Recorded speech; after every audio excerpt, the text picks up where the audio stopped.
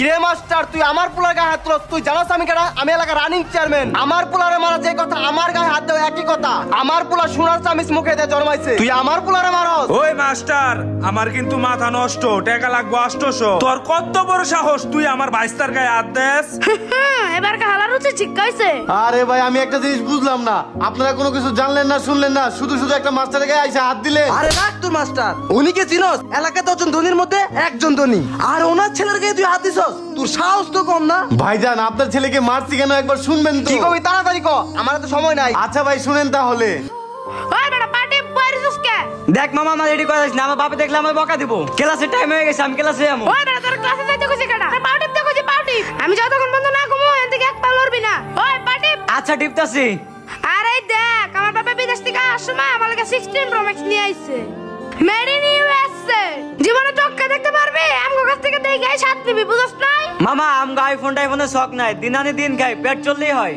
আরে হুন, দুটা নিয়ে আইগা যা। এলো টাকা 50 টাকা তুই খাবি, আর দুটা স্পিড নিয়ে আবি, আর দুটা নিয়ে আবি, যা।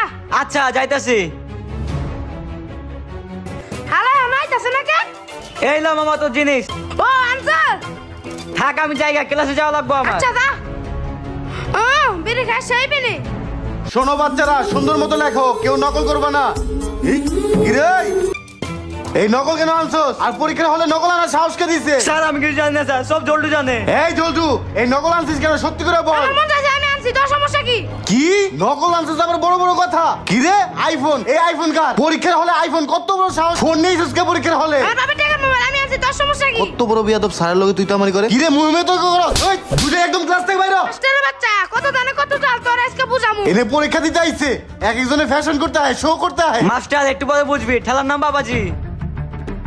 মান্নান সাহেব, সবই তো শুনলেন।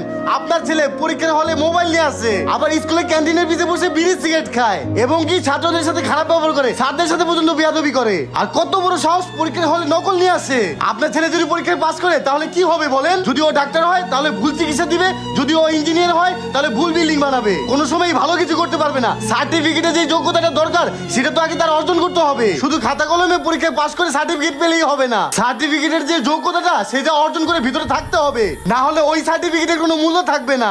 শুনেন একটা কথা বলি আপনাকে, বাপ মায় বানায় ভূত আর স্যার বানায় পুত, এইটা সবসময় মাথায় রাখবেন। বাচ্চা কাচ্চাদের অল্প বয়সে সবকিছু দিয়ে মাথায় তুলবেন না, পরে দেখবেন মাথা উঠে ডুগডুগি বাজাচ্ছে, তখন আর কিছু করার থাকবে না। ঠিকই বলছেন স্যার, আমি যে আপনাকে কি বলবো বাসা খুঁজে পাচ্ছি না। আমি বাইরে কাজ থাকি, যার কারণে ছেলেটা কোথায় যায় কি করে সেগুলো আমি নজর রাখি না, যার কারণে ছেলেটা আজ আদরে বাদর হয়ে গেছে। সেই হিসাবে আমি বাবা হয়ে কোনো খোঁজ খবর নেই না। স্যার, আমি আমার ভুলটা বুঝতে পারছি, জেনে না জেনে